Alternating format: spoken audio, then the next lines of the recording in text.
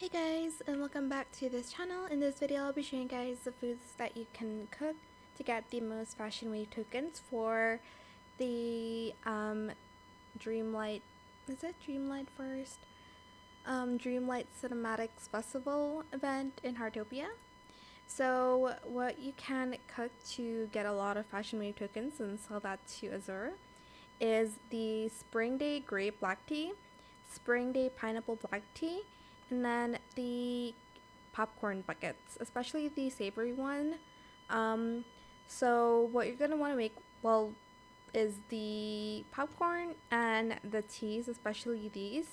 It's going to basically get you a lot of tokens.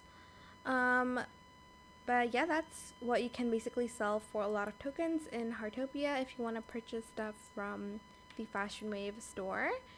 And yeah, that is pretty much it. I hope it was helpful for you guys. Don't forget to like, comment, share, and also subscribe to this channel if you haven't done that already. Also cook with the flower bouquet, like the rainbow one, so you'll earn more stars.